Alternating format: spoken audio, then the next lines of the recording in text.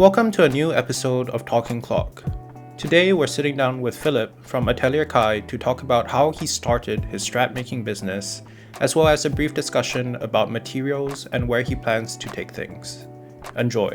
So, how did your interest in watch straps start? Or were you interested in watches prior to that? Or like how did things start off? I graduated in 2019, and for my graduation gift, my parents got me my first proper watch, which was the Omega Speedmaster Racing Panda dial, this piece. Very nice. Yeah. So with this piece, I wanted to get a custom strap for it, but at the time I was actually still doing my bar course, so I was getting quite a low pay. So back then, I wanted to get a custom strap for it because I saw the Grand Seiko Kiku, right? And it had this amazing white strap with grey in the grooves. And so that's the default strap of that watch? I'm not sure if that's the default strap. I think that's the second strap that it comes with. Oh, okay, fine. But I basically saw that. I basically saw that strap, and I really wanted something similar for my Panda Speedy. So I was searching high and low, and eventually I found this leather called Himalayan leather. Okay. Right? Himalayan Crocodile, which is, made famous by Hermes and their Birkins that sell for 300, 400k. So for those who aren't familiar with the material, can you describe exactly like what Himalayan is? I believe it's considered as a special effect sort of leather, if I'm not wrong, by most strap makers. Yes. So Himalayan leather is basically crocodile leather that basically they bleach it and they retain the natural gradation of the crocodile. Okay. So in that sense, not every crocodile is suitable for Himalayan leather, because not every crocodile has the proper gradation in terms of like the cleanliness of the white in the center and the grays at the side. So only the top skins can be made into Himalaya. Okay. And it's considered special effect, yes, because of the way that they have to treat it, the way that they have to dye it, in comparison to like standard plain solid colors. Okay, and I suppose that, for example, for myself, when I think of Himalayan, I think of this like white and sort of with like gray tones and like maybe even like blackish parts to it. But Himalayan can also be different colors. Am I right? Yes. So Himalayan just refers to the gradation. So basically, it's usually the gradation is gray towards the edges. So snow Himalaya would be white with a gradation to gray. You can have blue Himalaya, purple Himalaya, grey Himalaya, but usually colored Himalayas are much rarer because the tannery does what is popular. The tannery does what the market wants. So the market traditionally wants white Himalaya because white Himalaya is made famous by Hermes and their Birkin bags. I see. Well, sorry, I interrupted your story of how you got into straps. Beyond. Yeah, sure. So Kiku, I saw the Kiku and I saw it on that strap. So I really wanted it for my Speedy. So I actually approached a local strap maker after knowing what Himalaya crocodile leather was, and I asked how much for a custom strap, and he quoted me $400. And at that time, $400 for a custom strap is actually pretty okay, considering that a strap from say a stock strap from say Patek or Cartier, if you want to go for Crocodile, it's actually costing you 600. So for 400 being fully custom, it actually seems okay. But at the time I was doing my bar course, and I was just getting when I was doing my bar course training, I was getting 1,000 a month. So 400 for me was like almost half my monthly salary. So I was like, this seems a bit much. So I went to search on YouTube how to make leather watch straps. I watched a couple of videos and I was like, I'm gonna make this myself. Okay. Yeah, and so that's how it all started. And at the start, obviously, all these exotic leathers are really expensive. So at the start, I was dabbling in more standard leathers, all the regular vegetable tan leathers and all. Yeah, but eventually, end of the day, I always knew that I wanted to do exotic leather watch straps because at the end of the day, exotic leathers, every strap that you make is a little bit different from the rest. Yeah, every strap has its own personality compared to, say, for example, if you make suede or you make chevre or regular calf skin, every strap is actually going to look the same. Yeah. Okay. So that's how it's less uniform. Exactly. Yeah. Yeah. Then I'm curious because I think a lot of the other strap makers that I've talked to before, maybe they got their start at least like learning under someone else. Yeah. But as someone who, watching YouTube videos and I guess going through the process of how to make a watch strap on your own, what was the most challenging part as you were starting to learn through? I guess this really goes into the whole thing about benefits of actually going for courses and all. There's a whole debate on, are courses good, are courses bad? Not just for straps, but just say in general. Like would you want to pay someone money to teach you something that you can learn online for free, right? Sure. So, having started and having learned from YouTube, I was watching 10 different makers make the same item, which is a watch strap, 10 different ways with a whole bunch of different tools. Every maker would have their own style of making, right? So the issue about doing it all by myself, learning through experimentation and learning through watching other people do it, is that I actually spent a whole bunch of money and unnecessary time getting a whole bunch of tools that in the end I didn't need to use. Okay. So like out of all the tools that I bought at the start, because I was watching so many different makers, so I was literally buying every single tool that every individual maker was using. Right. But at the end of the day, right now, I'd say out of all the tools that I've bought, I use only about 10 to 20% of everything that I've bought. Then I'm curious, like for the tools that you don't use, is that just because, is it like a process thing? As in you're doing it in a different way that doesn't require the tool at all? Or is it just that that particular tool is like inferior to something else? In terms of strap making, yes, it's more likely that it's inferior. Like say for example, a very basic thing called a skiving knife. A skiving knife is something that we use to thin down the leather. So traditionally for leather crafters who make straps on the side, straps are not their main thing. They actually use a standard skiving knife, which is better suited for longer cuts, right? But for a watch strap, the area that you have to skive is actually a very, very small area. So it's actually better to push skive. So in terms of that, it's better to have a short blade that you can actually push instead of a longer blade that you slice throughout. Yeah. So it's not used because it's inferior for the product that I'm making. I see. So it's like more specifically... Exactly. It's more suited for watch straps in general, the final tools that I'm using. Interesting. Then on that note, I suppose like how long did it take you to sort of like learn, and I suppose over time you streamlined the process and everything as well? Like was it a very long learning process or? Yeah, so I started all this in May 2021. Wow. Yeah, May 2021, and it took me about, I'd say maybe about 6 months and about 10 to 15 straps before I was able to produce something that I would buy myself. Okay. Right? So only at that stage where I was able to produce something where I would buy myself, was I then confident in actually putting it out there for other people to buy. Because at that stage as well, I started venturing into exotic leathers, and I had to start selling in order to cover costs, because one exotic leather, one piece of alligator or crocodile is actually extremely expensive. Right. Yeah. So I think one thing that you mentioned quite a bit earlier is that starting out this whole business, because you essentially started it from the ground up, right? One of the hardest things is actually the cost of materials, or having like a diverse range of them. Now, obviously, you've been doing this for a while, so I think you are one of the people with like the widest range of materials I know of, especially, outside of crocodile leather and all that. I mean, suede is one of my personal go-tos, for example.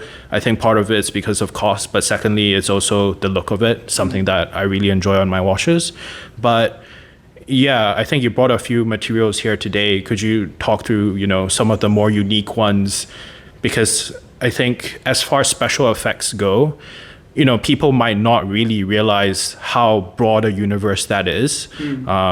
So yeah. Yeah, so in terms of materials, I generally like to work with exotics, because as mentioned before, exotics, they actually, with every strap that you make, with every product that you make, maybe not just straps, but say for example, if you make wallets or card holders, every item that you make has its own unique character, depending on where you choose to cut it, where you choose the scales to be. Right. Yeah. So, but even for exotics, say for example, if you if you go for solid color exotics, something like this, right? So this is royal blue from Heng Long. So Heng Long is actually a local Singaporean tannery that is so good that, if I'm not wrong, they got bought over by LVMH back in 2014 or 2015. Okay. Yeah. So something like this, a solid color alligator. This is something that will run you roughly in the range of I'd say $400-500 Singapore dollars. Yeah. So something like this, right? It's really nice, but end of the day, it's just plain and solid colored. And So- I guess before you continue further, when you mentioned that sort of cost, even for this sort of base sort of colored leather, does the cost depend on color as well? I suppose that some of them might be lesser in supply than others, or is it usually quite uniform? Okay, so in terms of cost, if it's a solid color, usually it's quite uniform. The cost is all dependent on the size of the skin, Okay. as well as the grading of the skin. So in terms of the grading, they actually only look at the belly, and they actually split the belly into 4 quadrants. And so the grading system goes, when you split it into 4 quadrants, if there's a defect in one quadrant, if there's no defects, grade 1. 1 defect, grade 2. 2 quadrants defect, grade 3, and so on and so forth. So the worst will be all 4 having defects, so that's a grade 5. So in terms of pricing, that's what the pricing is like. Okay. But in terms of the uniqueness of the skins, solid color skins, right, are really, really easy to do, and in general, they are the cheapest, because when you throw 200 skins at one go, if you want to dye it, say, black or pink, or for example, this royal blue, right, you throw 200 skins at one go, you get 200 skins out all ready to sell. Oh, uniform. Right? Yeah, it's all uniform. It's all uniform. Exactly. But for example, nowadays, as I'm working with more leathers, even though I do have a lot of solid colors, and I mean, I do have a lot of clients who come to me for solid colors, because the amount of solid colors that I have is actually quite a lot more than, say, your usual OEM strap makers, right? Yeah. So, but even though I have a lot of solid colors, I do always prefer special effects. Special effects are skins, right, that are actually easily, I'd say, 30% more expensive Okay. than say your standard solid colors, because every special effect skin is actually hand finished. So for example, where you have a solid color skin, where you have 200 skins thrown in at one go, and you actually have 200 ready to sell, for a special effect skin, you actually have to individually hand finish every single skin. So there's a lot more time and labor involved. So for example, a skin like this, which is matte black with silver grooves, after they actually dyed it the base matte black, they actually had to apply silver paint and rub off the paint to make sure that the paint was not on the scales and the paint was only in the grooves. Yeah. So you can imagine they actually have to do it for every single one of the 200 skins that they threw in.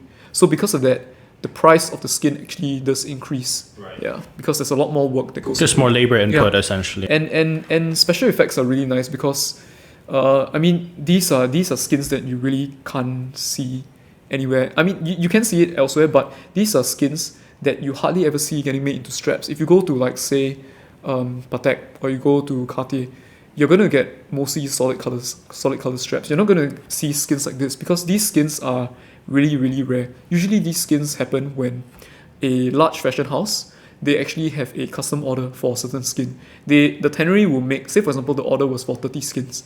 The tannery would make 30 special effect skins, as well as an additional 2. One would maybe be for their own testing, so they'll cut out separate pieces, do chemical tests, and maybe they'll have 1 or 2 extras just in case the fashion house actually does request for an additional few skins.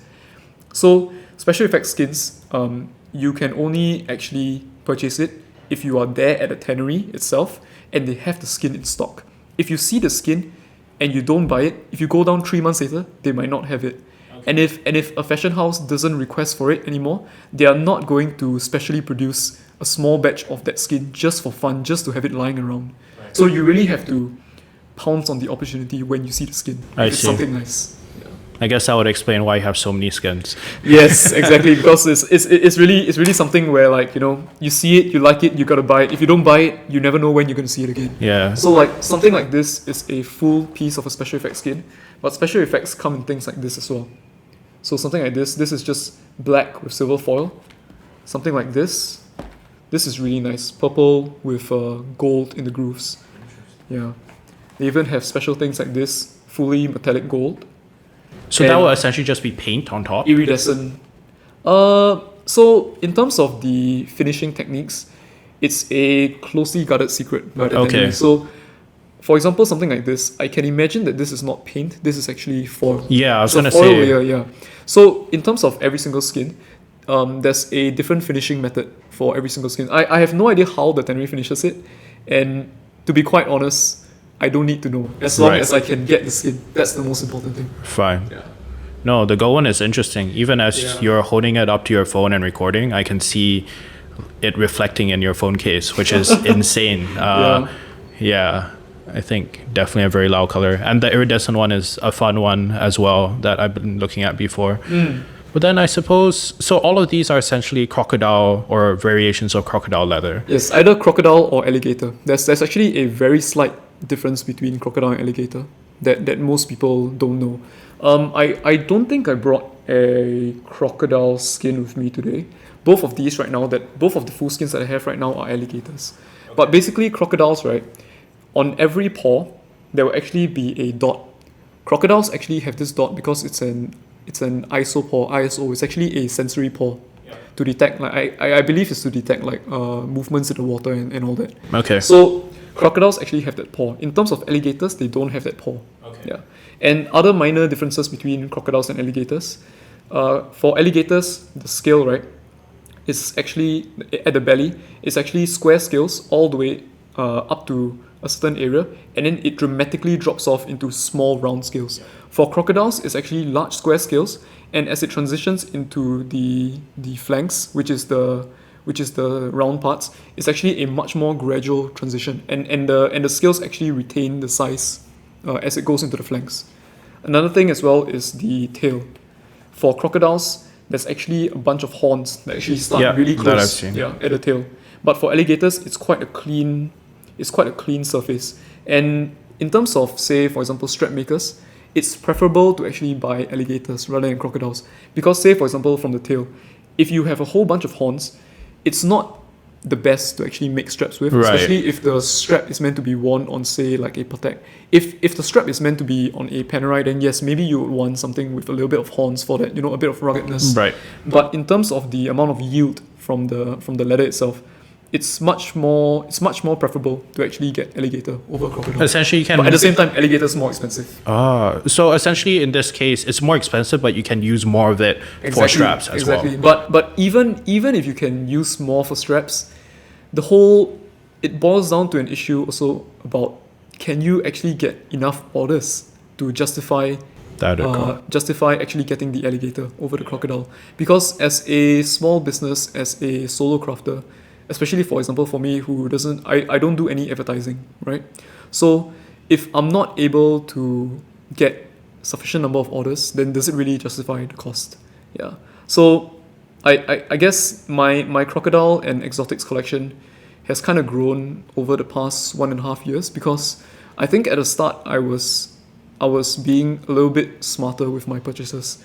I was actually getting a whole bunch of skins and colors from my supplier, and I'll actually show it to my clients. And when my clients actually decide that they want a certain skin, a certain color, I would collect payment from them, and at least with that, it covers a little bit of my upfront costs of the skin. Right. Yeah. And with that, I guess, in the first few months, obviously wasn't really making money. It was just really more of getting profits and just getting money in, paying for the skins, and just churning it into more and more and more skins. Yeah. Because at the end of the day, exotics is something that's really hard to get a big inventory of, just because of the price of each skin. Yeah. I mean, if no one orders it, essentially it's sunk. Exactly, right? Exactly, yeah. So sometimes you have to take a leap of faith. If it's like, say for example, special effects, you got to buy it first and just hope that someone orders it in the future. But in terms of the other leathers, I do try to be as smart as possible with my purchases, buying only what I've already have a paid order for, or what I think would be good for my client base. Interesting. Okay. But yeah, it's really grown to be quite crazy. I think right now I have about 50 plus full alligator and crocodile skins. And in terms of colors, not just say full skins, because like for example, I have stuff like this which are like small cuts of crocodile and alligator. Stuff like this, I probably have like say 70, 80 plus total colors. Yeah, I think and that's just for alligators. it's probably getting to be a problem now. And Yeah, I do yeah, see yeah, you posting yeah. new ones. And in terms of like say for example like the suedes that you like. Yeah. Like even for the suedes, I think I have about 34, 35 colors, which is Yes. I dare say much more than your usual ready-made strap store. Yep. Then outside of exploring different materials, I'm curious, so since you started selling, it's been roughly 1.5 years or so, and currently obviously you're a solo crafter, as you said, and most of the things are just run out of your place, right? Yeah. Then going forwards, where do you see Atelier Kai going? And yeah, what are your plans actually? Would you want to expand it more? Because I think for people who aren't familiar, this is in a way like your side thing, or maybe it's taking more of a priority now, but you're also like a trader. So yeah, what are your thoughts like going forwards? Yeah, so I mean, going forwards, I do see this, that there is huge potential in this, definitely, because just seeing the number of orders that is coming in, given the fact that I don't do any advertising, I'm still quite shocked at the stage that it's gotten to, with the amount of, with the zero effort that I put into advertising.